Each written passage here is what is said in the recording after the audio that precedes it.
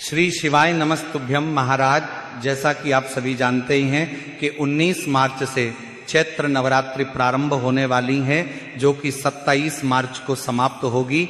ऐसे में आज हम जानेंगे कि बिना कलश स्थापना किए और बिना व्रत रखे माता रानी का पूजन, सुबह शाम का पूजन कैसे करें, व्रत में क्या खाएं और क्या नहीं, जानेंगे सब कुछ इस छोटी सी वीडियो में। लेकिन उससे पहले वीडियो को लाइक करें, चैनल को सब्सक्राइब करें और कमेंट बॉक्स में जय माता दी जरूर लिखें। तो महाराज, बहुत से लोग ऐसे होते हैं जो पहली बार व्रत रखते हैं, कुछ लोग हर साल रखते हैं और कुछ लोग किसी कारण से व्रत नहीं रख पाते, लेकिन उनके मन में ये इच्छा जरूर रहती है कि वे भी माता रानी की कृपा प्राप्त करें। इसलिए आज हम बहुत ही सरल और स्पष्ट तरीके से समझेंगे कि अगर आप व्रत नहीं रख पा रहे हैं, भक्तम मरतमा प्रतमाति का मंछी, कलश स्थापना नहीं कर पा रहे हैं या अखंड दीपक नहीं जला पा रहे हैं, तब भी आप कैसे पूरे 9 दिनों तक माता रानी की पूजा कर सकते हैं और उनका आशीर्वाद प्राप्त कर सकते हैं। तो महाराज, सबसे पहले एक महत्वपूर्ण बात समझ लीजिए कि माता रानी को दिखावा नहीं बल्कि सच्ची श्रद्धा और भक्ति प्रिय होती है। अगर आपके पास समय कम है, घर छोटा है या शारीरिक स्थिति ऐसी है कि आप कठिन नियमों का पालन नहीं कर सकते, तो इसमें चिंता करने की कोई आवश्यकता नहीं है। माता रानी केवल आपके भाव देखती हैं, आपका मन देखती हैं। इसलिए जितना आपसे सहज रूप से हो सके उतना ही करें, वही सबसे उत्तम माना जाता है। अब महाराज, बहुत से लोग पूछते हैं कि बिना कलश स्थापना किए और बिना व्रत रखे क्या पूजा करना सही होता है या नहीं। इसका उत्तर है बिल्कुल सही है। अगर आप कलश स्थापना नहीं कर पा रहे हैं, स्नान करके साफ सुथरे वस्त्र पहनकर अपने घर के मंदिर या किसी साफ स्थान पर माता रानी की तस्वीर या मूर्ति के सामने बैठकर पूजा कर सकते हैं। ध्यान रखें कि पूजा से पहले घर में थोड़ी सी साफ सफाई जरूर कर लें। अब महाराज, सुबह के समय अगर संभव हो तो सूर्योदय से पहले उठकर स्नान करें और उसके बाद माता रानी का ध्यान करें। कोशिश करें कि पूजा करने से पहले कुछ न खाएं, लेकिन अगर किसी कारण से ऐसा संभव नहीं है, जैसे छोटे बच्चे हैं या स्वास्थ्य संबंधी समस्या है, तो आप अपनी सुविधा के अनुसार भी पूजा कर सकते हैं। इसी के साथ पूजा करते समय आप धूप, दीप और अगरबत्ती अवश्य जलाएं। यदि आप अखंड दीपक नहीं जला सकते तब भी आप पूजा करें, उस समय एक दीपक जरूर जलाएं। घी का दीपक सबसे अच्छा माना जाता है, लेकिन अगर वो उपलब्ध नहीं है तो तिल के तेल का दीपक भी जला सकते हैं। ध्यान रखें कि दीपक को जानबूझकर बुझाना नहीं चाहिए, उसमें इतना तेल डालें कि वह अपने आप शांत हो जाए। अब महाराज, बात आती है कि पूजा में क्या पाठ करना चाहिए। अगर आप दुर्गा सप्तशती का पाठ कर सकते हैं तो बहुत उत्तम है, लेकिन अगर समय या क्षमता नहीं है तो आप दुर्गा चालीसा का पाठ भी कर सकते हैं।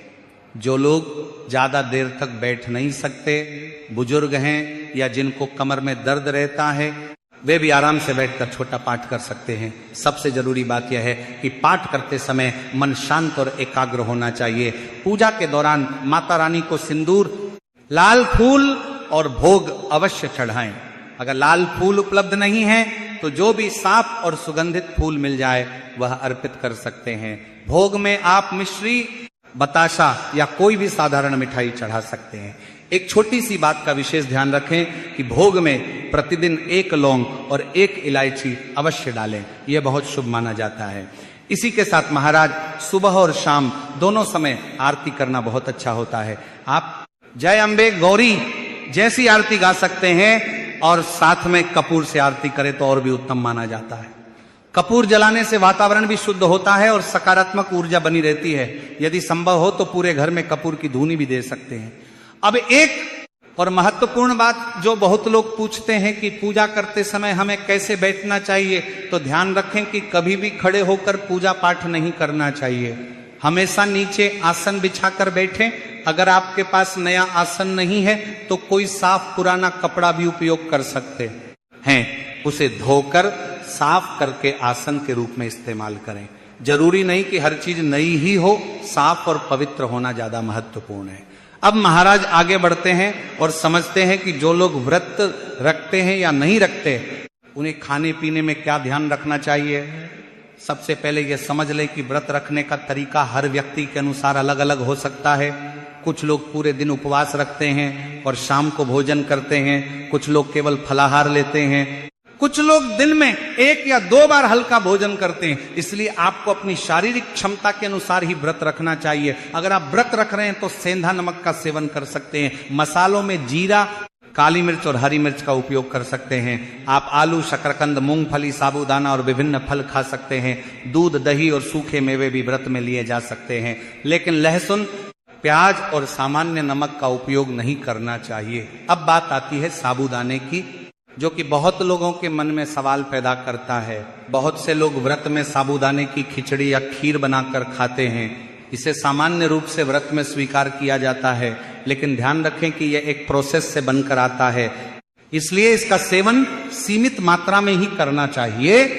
अगर आप चाहें तो फल और अन्य प्राकृतिक चीजों को अधिक प्राथमिकता दे सकते हैं। अब महाराज, सबसे महत्वपूर्ण प्रश्न कि व्रत में हमें कितनी बार खाना चाहिए, इसका कोई निश्चित नियम नहीं है। कुछ लोग 1 बार खाते हैं, कुछ 2 बार, और कुछ लोग फलाहार के रूप में थोड़ी थोड़ी मात्रा में कई बार लेते हैं। लेकिन ध्यान रखें कि व्रत का मतलब केवल खाना नहीं होता, बल्कि संयम रखना होता है। इसलिए बार बार खाने से बचें और जितनी जरूरत हो उतना ही खाएं। इसके साथ ही पानी भरपूर मात्रा में पीना बहुत जरूरी है। नारियल पानी भी पी सकते हैं, ये शरीर को ठंडक देता है और ऊर्जा भी बनाए रखता है।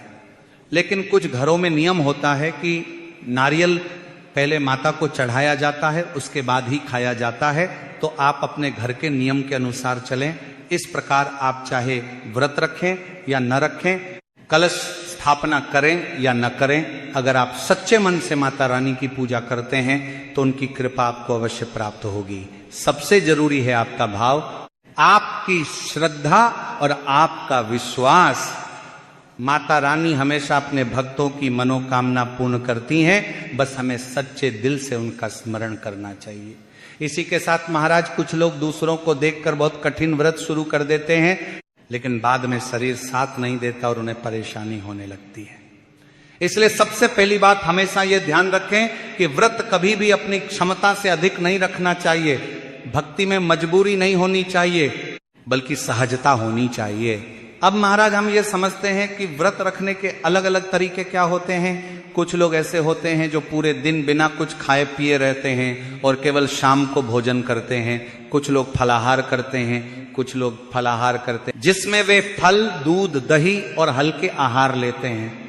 कुछ लोग दिन में 2 बार भी खा लेते हैं, लेकिन व्रत वाले नियमों का पालन करते हैं। इन सभी तरीकों में से आपको वही तरीका चुनना चाहिए जो आपके शरीर और दिनचर्या के अनुसार सही हो। अब महाराज, एक बहुत महत्वपूर्ण बात आती है कि व्रत में हमें किन चीजों का सेवन करना चाहिए और किन चीजों से बचना चाहिए। सबसे पहले तो यह समझ लीजिए कि व्रत का भोजन सात्विक होना चाहिए। इसमें लहसुन और प्याज का बिल्कुल भी प्रयोग नहीं करना चाहिए। सामान्य नमक की जगह केवल सेंधा नमक का उपयोग करना चाहिए। यह व्रत में शुद्ध और स्वीकार्य माना जाता है। इसी के साथ महाराज, आप व्रत में आलू, शकरकंद, कद्दू जैसी चीजों का सेवन कर सकते हैं। इसके अलावा फल जैसे केला, सेब, अनार, पपीता आदि भी खा सकते हैं। सूखे मेवे जैसे बादाम, काजू, किशमिश भी शरीर को ऊर्जा देते हैं, इसलिए इन्हें भी लिया जा सकता है। दूध और दही भी व्रत में बहुत उपयोगी होते हैं, क्योंकि ये शरीर को ताकत देते हैं और कमजोरी नहीं आने देते हैं। अब महाराज, कुछ लोग ये भी पूछते हैं कि क्या हम व्रत में मसालों का उपयोग कर सकते हैं। तो आपको बता दूं कि व्रत में बहुत सीमित मसालों का ही उपयोग करना चाहिए। जैसे आप जीरा, काली मिर्च और हरी मिर्च का उपयोग कर सकते हैं। कुछ लोग सौंफ का भी प्रयोग करते हैं, लेकिन गरम मसाला, हल्दी, धनिया पाउडर जैसे सामान्य मसालों का उपयोग व्रत में नहीं करना चाहिए। अब महाराज, तेल की बात करें तो सरसों के तेल से बचना चाहिए। व्रत में घी या मूंगफली के तेल का उपयोग करना अधिक उचित माना जाता है। इससे भोजन भी हल्का रहता है और शरीर पर भी अच्छा प्रभाव पड़ता है। अब महाराज, एक और महत्वपूर्ण प्रश्न है कि व्रत में टमाटर खाना चाहिए या नहीं। तो ये अलग अलग परंपराओं पर निर्भर करता है। कुछ लोग टमाटर को फल मानकर खाते हैं, जबकि कुछ लोग इसे व्रत में नहीं लेते। इसलिए आप अपने घर के नियम और परंपरा के अनुसार ही इसका निर्णय लें। अब हम एक और महत्वपूर्ण विषय पर बात करते हैं कि अगर कोई व्यक्ति व्रत नहीं रख रहा है तो क्या वह सामान्य भोजन कर सकता है। इसका उत्तर है हाँ, लेकिन कोशिश करें कि नवरात्रि के दौरान सात्विक भोजन ही करें। लहसुन प्याज से बचें और भोजन को सरल और पवित्र रखें। इससे आपका मन भी शांत रहेगा और आप पूजा में अधिक ध्यान लगा पाएंगे। अब महाराज एक बहुत जरूरी बात जो अक्सर लोग पूछते हैं कि अगर हम व्रत के नियम पूरी तरह से नहीं निभा पा रहे हैं तो क्या माता रानी हमसे नाराज हो जाती हैं? तो इसका उत्तर है बिल्कुल नहीं। माता रानी माँ हैं और माँ कभी अपने बच्चों से नाराज नहीं होती, खासकर तब जब बच्चा अपनी क्षमता के अनुसार प्रयास कर रहा हो। इसीलिए अगर आप किसी कारण से सारे नियम नहीं निभा पा रहे हैं तो चिंता करने की कोई जरूरत नहीं है। जितना आपसे हो सके उतना ही करें और सच्चे मन से माता रानी का स्मरण करें। अब बात करते हैं पूजा के समय की दिनचर्या के बारे में। अगर आप नियमित रूप से सुबह और शाम पूजा कर सकते हैं तो बहुत अच्छा है। सुबह के समय स्नान करके साफ कपड़े पहनकर पूजा करें और शाम को भी एक बार आरती अवश्य करें। अगर आपके पास समय कम है तो आप छोटी पूजा भी कर सकते हैं, लेकिन ध्यान रखें कि वह मन से होनी चाहिए। पूजा के दौरान दीपक जलाना बहुत महत्वपूर्ण माना जाता है। अगर आप अखंड दीपक नहीं जला पा रहे हैं तो भी जब भी पूजा करें उस समय दीपक अवश्य जलाएं। यह एक तरह से माता रानी के सामने प्रकाश और श्रद्धा का प्रतीक होता है। साथ ही धूप और अगरबत्ती भी जलाएं जिससे वातावरण शुद्ध और सुगंधित बना रहता है। तो महाराज आशा करते हैं कि अब आपके सभी प्रश्न